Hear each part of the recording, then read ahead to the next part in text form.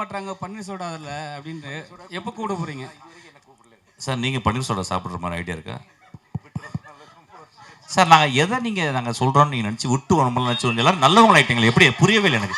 ஏன் சார் நல்லவங்களா வரீங்க? பன்னீர் சோடா பன்னீர் சோடா கொடுப்பாட்டே சாமி, ஒரு பன்னீர் சோடா வாங்கிட்டோடா. பன்னீர் சோடா குடிச்சது இல்லையா சார் நீங்கள்? பாண்டி ஜெயராம் சார், சார் இங்கே சார், ரொம்ப நாளுக்கு அப்புறம் வந்து மேடம் கூட நடிக்கிறீங்க.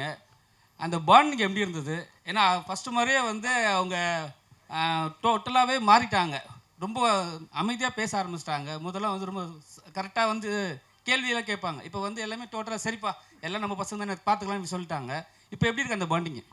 இல்லை, நாங்கள் கிட்டத்தட்ட இப்போ கடந்த 40 வருஷங்களாக நிறைய படங்கள் 25 படத்துக்கு மேலே ஹீரோயினாக பண்ணியிருக்கோம். எந்த இடத்துல இந்த கிவ் அண்ட் டேக் மாதிரி எந்த இடத்துல நம்ம எந்த ரியாக்ஷன் போட்டால் உருவசி அதை எப்படி திருப்பி ரியாக்ட் பண்ணுவாங்கிறது அது இத்தனை படங்கள் பண்ணதுனால நிறைய தெரியும். நாங்கள் சேர்ந்து நடித்த படங்கள்லேயே 6 படத்துக்கு ஸ்டேட் அவார்டு வாங்கியிருக்கேங்க மலையாளத்தில்.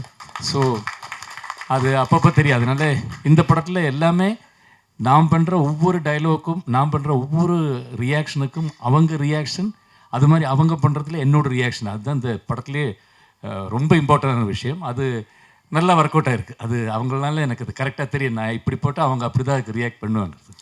பாண்டி இங்கே மணி,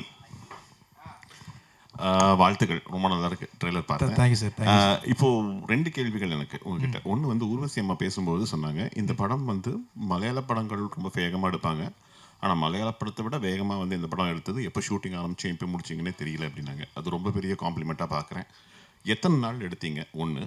அண்டு இதுக்கான கதை எங்கேருந்து ஆரம்பிச்சுது? இந்த கதை வந்து ரைட்டிங் ரொம்ப நல்லா இருக்குன்னு சொல்கிறாங்க. இந்த ரைட்டிங்க்கு என்ன வாட் இன்ஸ்பயர்ட் யூ? எங்கேருந்து ஆரம்பிச்சுது? தொடக்க புள்ளி அது?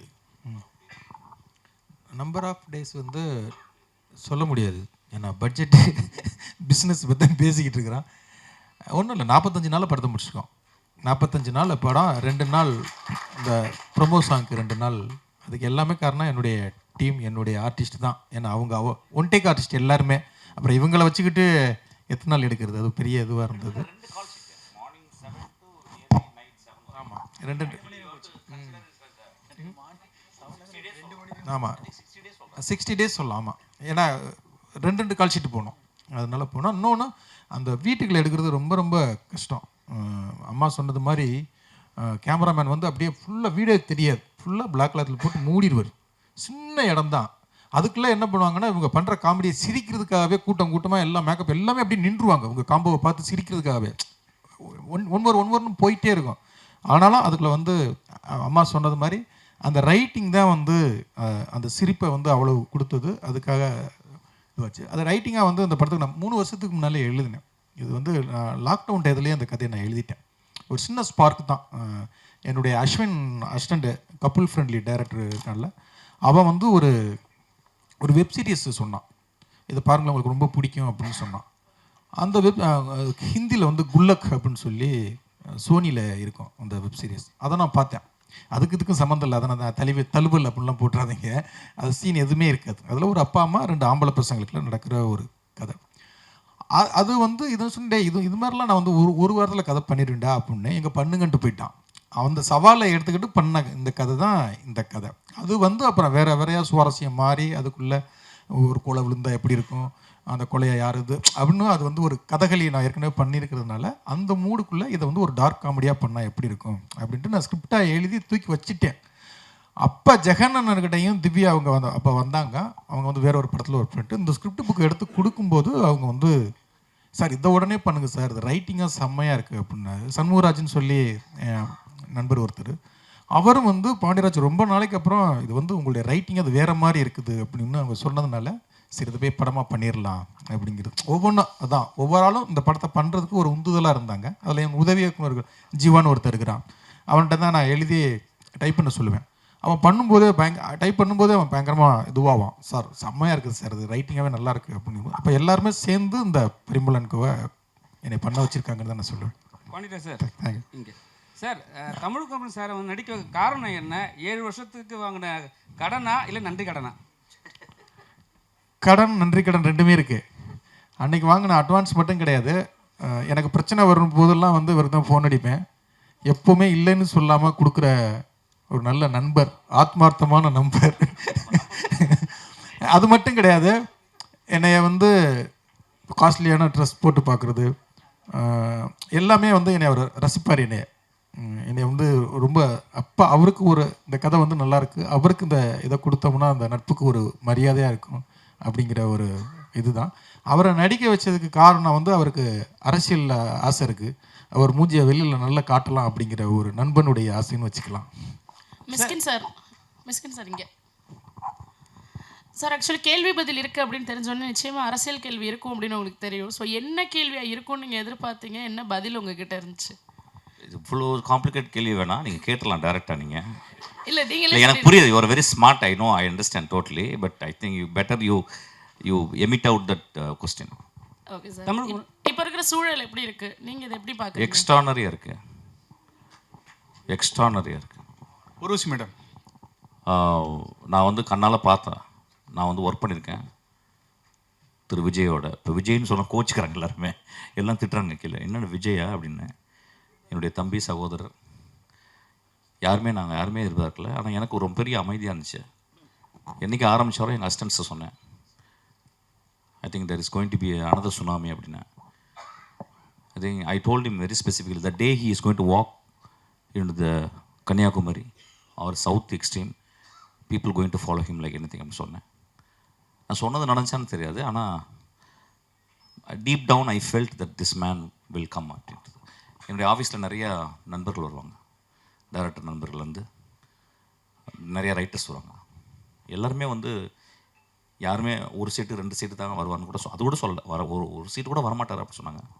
நான் ரொம்ப அமைதியாக இருந்தேன். ஸோ இன்றைக்கி வந்து வி ஸ்வீப் ஆக்சுவலி இது வெரி ஹார்ட் ஒர்க்கர், ரொம்ப முக்கியமான ஒரு பாயிண்ட் சொல்லணும்னா strong will man actually.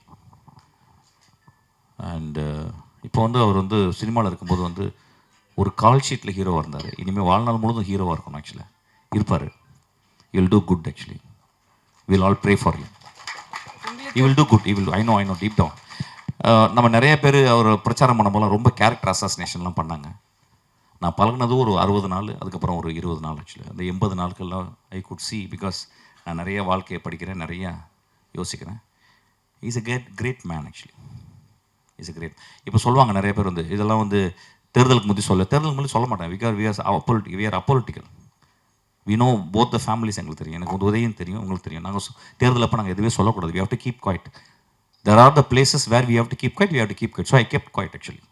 But deep down, I felt this is going to happen. 100% is going to happen. I know that. And it will happen. And he is going to do wonder. I am telling you.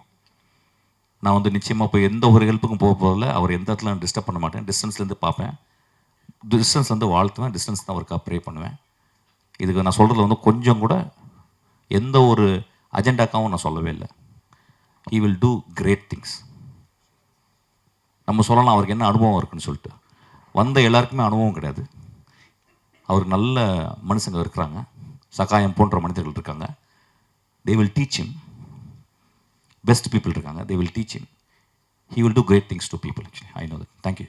Tamilkumar sir உங்களுக்கு sir இருக்கா sir இப்போ நீங்கள் Vijay sir என்னம்மா ஃபியூச்சர்ல உங்களுக்கு politics? எனக்கு பாலிடிக்ஸே கிடையாதுமா. எனக்கு வந்து சினிமாவில் எது செத்து போயிடணுமா, சினிமாவில் டேரக்ட் பண்ணிகிட்டே செத்துடும். சினிமாவை தவிர எனக்கு எதுவுமே தேவையில்லைம்மா எனக்கு ஆக்சுவலாக. ஏன்னா சினிமாவில் இருக்கும்போது கிடைக்கிற ஒரு சுதந்திரம் நான் பாலிடிக்ஸ் பண்ணும்போது எனக்கு கிடைக்காதுமா. எனக்கு வந்து இந்த சினிமாவுக்கு வந்ததுக்கு எங்கள் தலைமுறை ஒரு 100 தலைமுறைக்கு எனக்கு வந்து புண்ணியம் செஞ்சுருக்கு. எனக்கு I am very happy about this. At no point in my life I will enter into politics. That is not my forte actually. Tamilkumar sir, நீங்கள் விஜய் சார் போய் மீட் பண்ணீங்க, அவர்கிட்ட வந்து தமிழ் சினிமாவை பற்றி ஏதாவது கோரிக்கை ஏதாவது வச்சுக்கிறீங்களா? என்ன? நிறைய வச்சுருக்கோம், நிறைய ஒரு மனுவாகவும் கொடுத்துருக்கோம், பண்ணித்தரேன்னு சொல்லியிருக்காரு. உடனே நான் பண்ணித்தரேன்னு சொல்லியிருக்கேன். ஊர்வசி மேடம், பாண்டியராஜ் சார் சொன்னார், ஒரு முக்கியமான உங்கள் வீட்டில் வந்து ஒரு துஷ்டி இது இருக்கும்போது, அண்ணன் இருக்கும்போது வந்து நீங்கள் நடிச்சீங்க, மறுநாளே வந்து நடிச்சீங்க, அதுவும் காமெடி சீன்லுன்னு. நீங்கள் நினச்சிருந்தா இந்த ஷூட்டிங்கை வந்து கேன்சல் பண்ணியிருக்கலாம். ஆனால் வந்து இது இல்லாமல் நடிச்சீங்க, அதுவும் காமெடி சீனு. அப்போ வந்து உங்கள் ஒரு சிஸ்டராக உங்கள் மனநிலை எப்படி இருந்தது, ஒரு நடிகையாக மனநிலை எப்படி இருந்தது? அது வேண்டாமே, இது ஒரு எமோஷ்னல் மீட்டிங் இல்லையே. அதுவும் ஒரு இன்சிடெண்ட் அவர் நல்ல விதமாக சொல்லி அதை விட்டுட்டார்.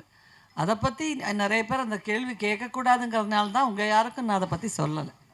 இது 100% நம்ம பர்சனலான ஒரு விஷயம். அது என்ன ஒன்று, அந்த யூனிட்டில் யாருமே அதை என்கிட்ட கேட்கல, டைரக்டர் கேட்கல, எஸ்பெஷலி ஜெயராமுக்கு என் ஃபேமிலியில் எல்லாரையுமே தெரியும் வருஷக்கணக்காக.